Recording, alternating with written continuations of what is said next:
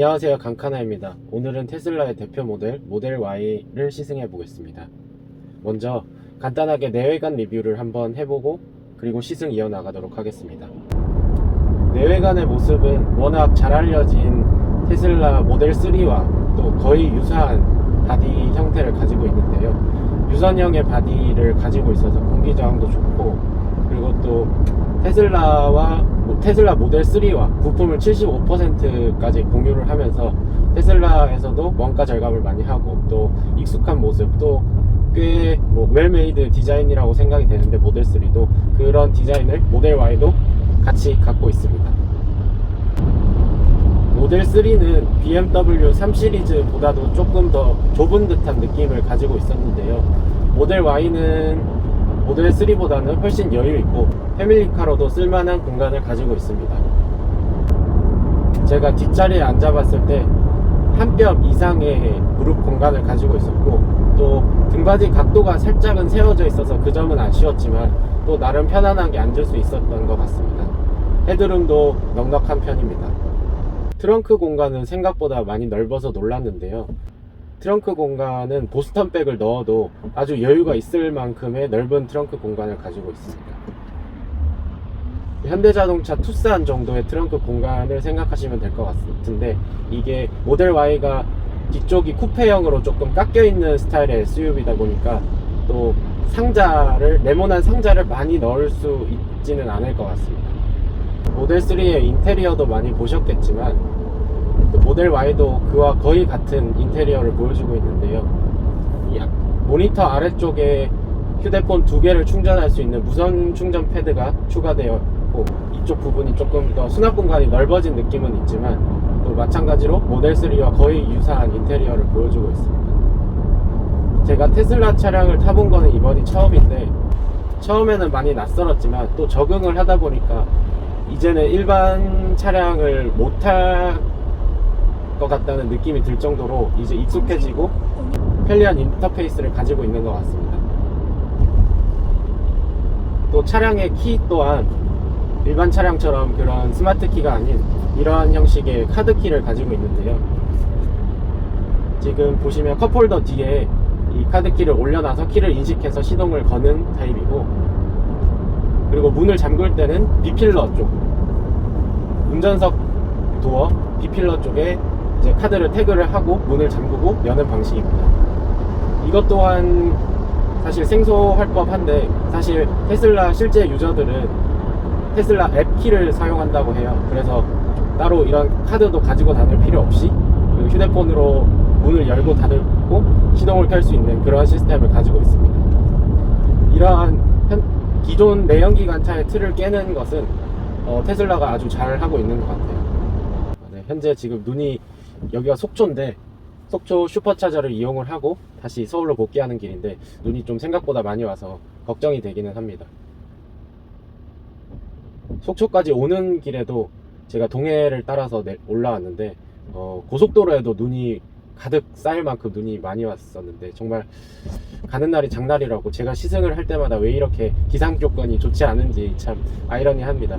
근데 오늘 눈 오는 속초의 모습은 아주 멋있고, 또 온도가 높아서 노면이 그렇게 미끄럽지는 않습니다. 테슬라 모델 Y의 가장 큰 이슈 중에 하나가 바로 승차감인데요. 저도 익히 들어서 알고는 있었지만 실제로 경험해보니까 사실 정말 좀 충격적인 승차감이기는 합니다.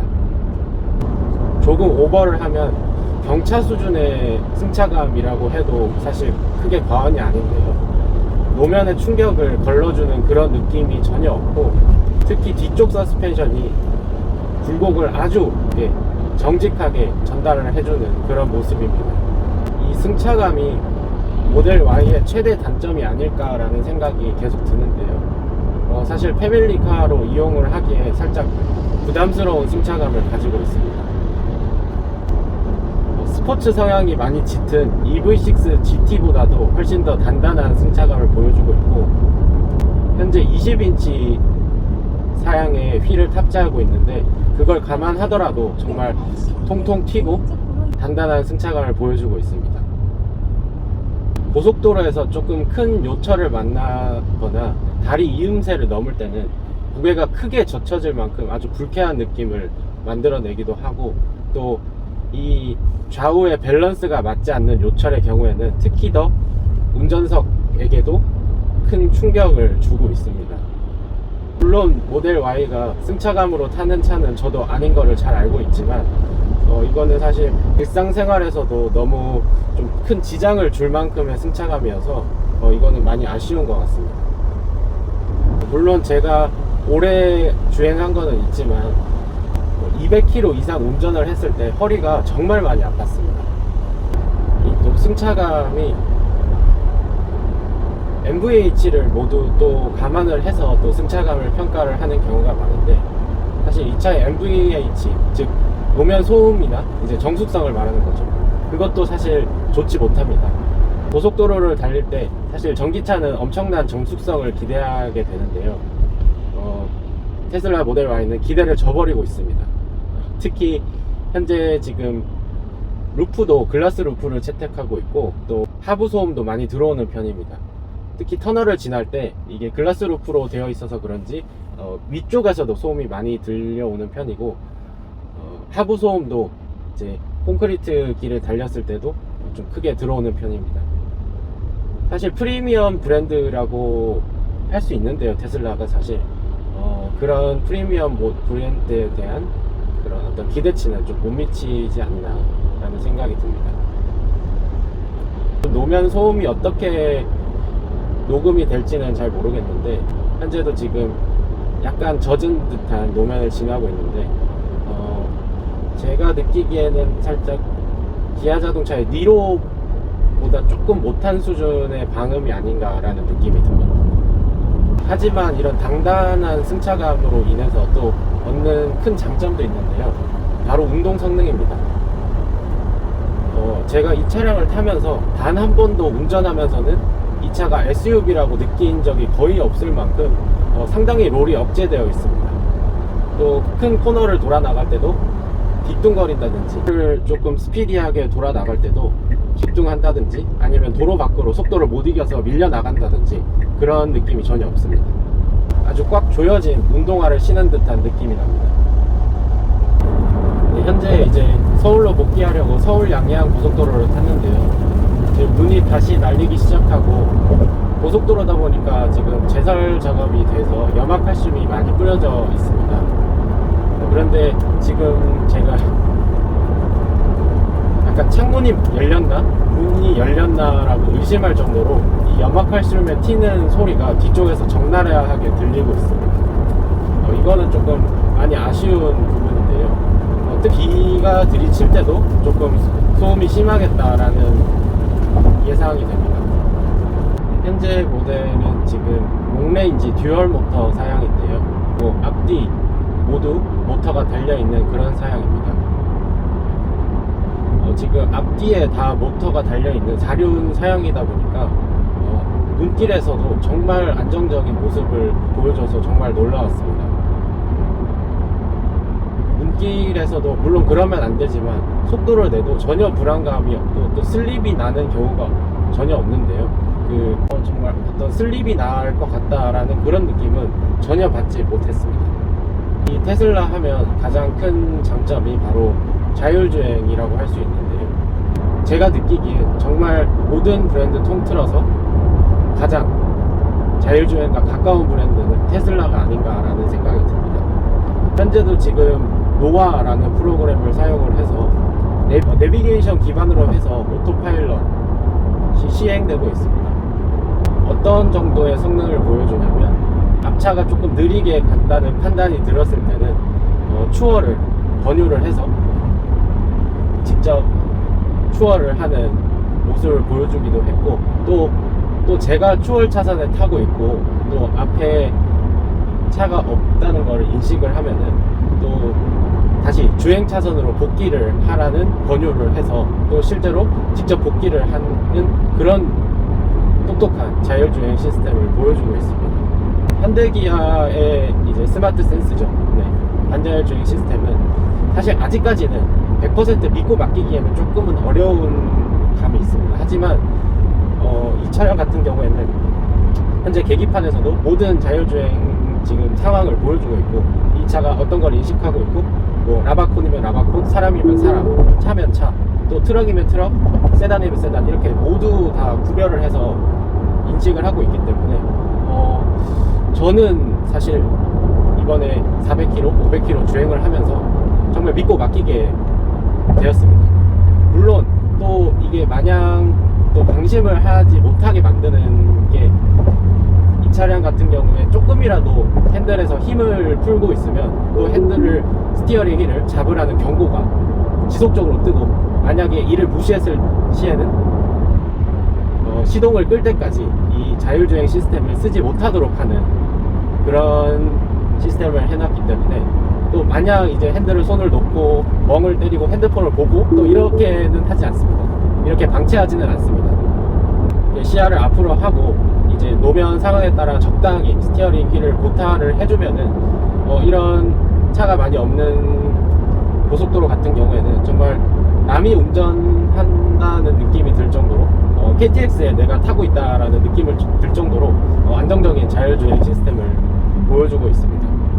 그리고 또 노면의 커브, 굴곡에 따라서, 그리고 또 이 도로의 제한 속도에 따라서 또 스스로 이 오토파일럿을 조절하기도 합니다. 이 오토파일럿을 한번 중독되면은 다른 분들도 헤어나올 수 없다라는 그런 표현을 많이 하시곤 하셨는데, 저 또한 이제 앞으로 일반 차량을 다시 타게 되면은 이런 이 테슬라의 오토파일럿이 정말 많이 그리울 것 같습니다. 이 장거리 주행을 하면서도 조금 승차감이 사실 안 좋아서 허리가 아픈 거는 있지만 어떤 운전에 대한 스트레스는 전혀 없습니다. 그리고 또 이런 오토파일럿이 정말 잘 되고 믿고 맡길만 하다 보니까, 이 과속을 해서 뭐 앞차를 추월하겠다 뭐 이런 마음이 사실 전혀 들지 않습니다. 그냥 뭐 평소에 있었던 일, 뭐 잔잔한 그런 생각들을 하면서 도로를 유유히 그냥 크루징을 정말 하다 보면은 또 어느샌가 또 금방 이제 목적지에 도착을 하기도 하고, 그렇기 때문에 사실 이런 시스템이 앞으로도 더 널리 보급이 되면은 정말 고속도로에서 과속으로 인한 사고가 많이 줄어들지 않을까라는 생각이 듭니다. 또 이 오토파일럿의 놀라운 능력 중에 하나가 차선 변경을 정말 잘한다는 겁니다. 차선 변경을 제가 처음에 이 오토파일럿을 켜고 시행해 봤을 때 정말 깜짝 놀랐습니다. 이럴 정도로 일반 운전자들보다도 훨씬 더 과감하게, 또 위험한 상황을 또 만들지 않습니다. 과감하면서도 위험하지 않게 차선 변경을 하는 모습을 보고 정말 놀랐고, 또 현대기아에서도 HDA2가 장착되어 있고, 다시 말씀드리면 고속도로 주행 보조 시스템의 새로운 단계, 고급 버전이죠. 그게 장착되어 있는 차들은 크루즈 컨트롤을 작동시킨 상황에서도 차선 변경이 되기는 합니다. 하지만 그 차량들 같은 경우에는 상당히 제한적인 모습을 보여주고 있었습니다. 하지만 지금 테슬라 같은 경우에는 엄청난 여러 개의 카메라와 레이더를 기반으로 해서 과감하게 차선 변경을 하고, 1차선을 달리고 있으면 다시 주행 차선으로 복귀를 해서 달리라고 권유를 하는 그런 모습들까지, 정말 이런 운전자들의 운전 습관을 많이 연구를 하고 정말 많은 데이터베이스가 깔려 있는 그런 자율주행 시스템이 아닌가라는 생각이 듭니다. 현재 앞차가 느려서 더 빠른 차선으로 가라고 권유를 하고 있는데요, 차선 변경 한번 해보겠습니다. 네, 이렇게 과감하게 차선 변경을 하는 모습을 보여주고 있습니다. 차선 변경을 할 때는 살짝 손을 떼도 될 정도로 좀 감쇄력을 높이, 좀 우직하게 이 스스로 조절하는 그런 성향을 가지고 있습니다.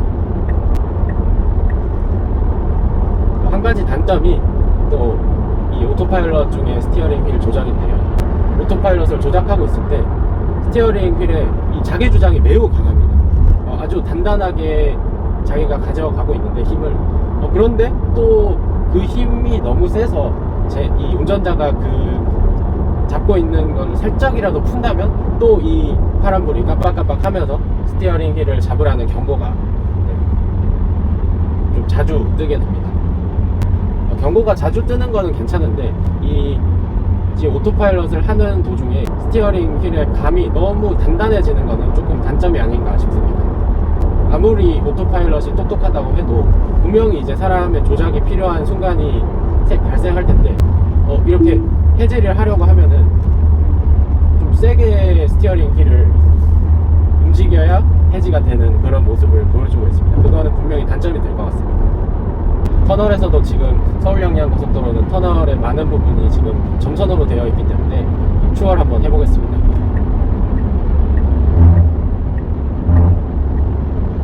터널 안에서도 추월을 잘 하는 모습을 보여주고 있습니다. 정말 이 오토파일럿 정말 그리울 것 같습니다. 제가 지금 차를 반납하러, 시승차를 반납하러 가는데 이 오토파일럿 정말 그리울 것 같습니다. 다시 주행 차선으로 복귀해 보겠습니다. 이 오토파일럿의 앞뒤의 차량 간격을 조절하는 단계도 2단계부터 7단계까지 아주 다양하게 있습니다. 이것도 2단계도 사실 그렇게 가깝다고 느껴지지 않을 만큼 워낙 세밀하게 조작을 하고 있고, 또 갑자기 악셀을 밟는다든지 스스로, 그리고 갑자기 브레이크를 때린다든지 그런 점이 없는 것이 더 만족스러운 것 같습니다. 현재 차량의 단점을 또 한 가지 말씀드리면 이 사이드미러의 화각이 정말 작습니다.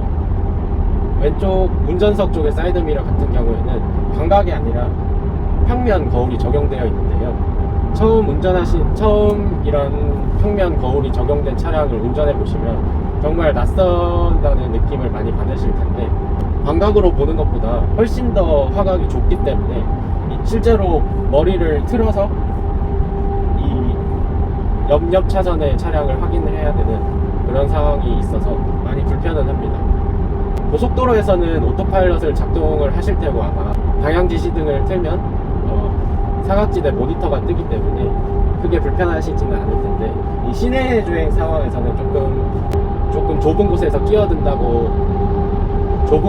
끼어든다든지 그런 상황이 있을 때는 조금 불편하시지 않을까 싶습니다. 네, 이상으로 테슬라 모델 Y 시승을 마무리해 보도록 하겠습니다. 현재 전 세계에서 많은 판매량을 보이고 있는 만큼 어느 정도 뛰어난 상품성이 증명된 것 같고, 제가 느끼기에도 아주 매력적인 차가 아닌가라는 생각이 듭니다. 승차감이 나쁘다는 좀 치명적인 단점이 있지만 또 다른 매력들이 그 단점을 상쇄시키고 있지 않나라는 생각이 듭니다. 마지막으로 주행 가는 거리에 대해서 잠깐 말씀을 드리면 충전 마진을 생각을 했을 때 250km 정도 주행을 할 수 있지 않나라는 생각이 듭니다. 제가 지금 500km 이상 주행을 하면서 슈퍼차저를 여러 번 이용했을 만큼 충전을 많이 해보고 또 주행도 많이 해봤는데요, 아직은 사실 슈퍼차저를 이용함에도 조금은 불편한 점이 많았습니다. 조금 더 전기차 문화가 성숙해지고 기술도 발전해서 앞으로도 더 좋은 전기차를 저희가 탈 수 있도록 그런 날이 빨리 왔으면 좋을 것 같습니다.